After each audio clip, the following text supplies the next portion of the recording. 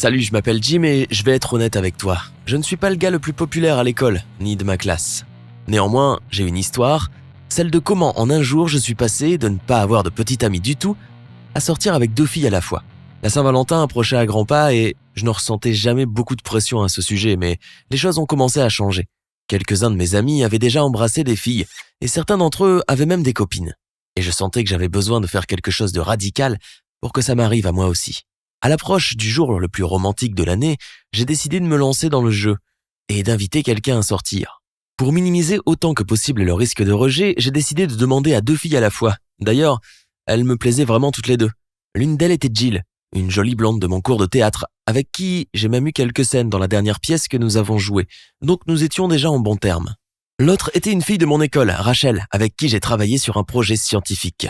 J'ai réfléchi toute la nuit à ce que je devais leur écrire dans le texto, à la façon d'être drôle et subtil. Mais je me suis finalement contenté d'un message un peu sec qui disait que la Saint-Valentin approchait et que ce serait cool d'aller au cinéma ensemble ce samedi. J'ai envoyé les textos rapidement aux 2 filles, puis j'ai rangé mon téléphone et je me suis affalé sur mon lit, la tête dans l'oreiller, en me demandant ce que je venais de faire. J'ai attendu une bonne heure avant de regarder si j'avais une réponse parce que sincèrement, je m'attendais au pire. Mais à ma grande surprise, et à mon plus grand soulagement, elles ont toutes les 2 dit oui. Elles, les 2, ont dit oui. C'était incroyable. J'avais l'impression d'avoir gagné une sorte de trophée. Je brandissais mon téléphone en l'air comme une coupe du monde. Mais je me suis vite rendu compte que d'après ma proposition, j'étais censé les voir toutes les 2 le même jour. Ce sentiment d'euphorie que je ressentais s'est rapidement transformé en une sensation de stress. Mais une solution m'est venue assez rapidement. Le film que j'avais proposé passait au ciné plusieurs fois ce jour-là. Alors je me suis arrangé pour retrouver Jill plus tôt dans la journée et ensuite Rachel le soir. Le jour était arrivé et j'attendais impatiemment Jill devant les portes du cinéma du centre commercial de la ville. L'endroit le plus populaire pour sortir avec les copains de mon école. Une fois qu'elle est arrivée, on a fait le plein de popcorn et on est allé chercher notre salle. En vrai, le film n'était pas si bon que ça, mais le fait d'être assis ensemble pendant presque 2 heures et même de rire de temps en temps m'a vraiment détendu. Alors je me sentais beaucoup mieux quand le film s'est terminé. Je lui ai proposé de lui offrir une glace dans le café du coin et l'idée lui a plu, alors nous y sommes allés. Cette idée n'était pas très originale parce qu'il s'est avéré que la moitié du cinéma y était allée tout de suite après le film. Et il y avait une queue énorme. Pour couronner le tout, pour une raison quelconque, il n'y avait qu'un seul employé ce jour-là. Il va sans dire que nous avons passé des lustres à attendre notre tour. Quand nous y sommes arrivés, j'ai commandé 3 boules de ma glace préférée et 1 minute plus tard, j'ai réalisé qu'il ne me restait vraiment plus beaucoup de temps avant mon rendez-vous avec Rachel.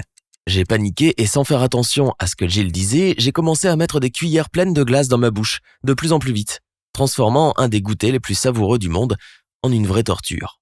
Je continuais à vérifier l'heure et j'ai fini par avaler une cuillère entière, me lever et dire que je devais vraiment me dépêcher car je devais aider ma mère pour un dîner important ce soir-là. Je me suis précipité hors du café et je suis retourné au cinéma. Mais en chemin, j'ai reçu un message de Jill qui disait « Je me suis bien amusé aujourd'hui et tu manges la glace d'une façon très rigolote, lol ». J'ai répondu « Merci, j'ai passé un bon moment aussi. Et c'est juste que j'adore la glace. » Je pensais être doué pour les rencarts, mais j'ai réalisé que ce n'était peut-être pas bien si Rachel remarquait que je recevais des SMS de Jill quand nous serions ensemble. Alors j'ai astucieusement changé le nom de Jill par le premier qui m'est venu à l'esprit, mon meilleur ami, Marc. Donc dans tous les cas, les messages auraient eu l'air de venir de lui. Puis j'ai dû revoir le même film avec Rachel, ce qui a été une expérience assez pénible en soi. Tout comme cette pensée constante que je venais de payer 2 fois pour ça. Après, on allait manger des hamburgers. Mais en se rapprochant de l'endroit, j'ai vu Jill avec ses amis. Je me suis arrêté du coup. Désolé Rachel, je viens de me rappeler qu'on ne peut pas aller à cet endroit. J'ai oublié que j'étais végétarien et leur burger végétarien est dégoûtant. Allons plutôt manger une pizza.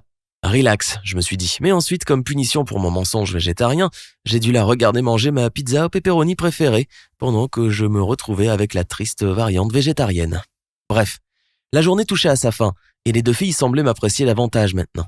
J'étais plutôt fier de la façon dont tout s'était passé et j'étais pressé de raconter tout ça à mon meilleur ami. Alors j'ai enregistré un message très long et détaillé sur mon petit jeu et les coups de pression entre le ciné et le café. Je connaissais Marc et je savais qu'on allait bien rire de tout ça. Mais à ma grande surprise, je n'ai reçu qu'un petit message de sa part. Menteur. Je suis resté perplexe pendant un instant, mais tu as sûrement compris.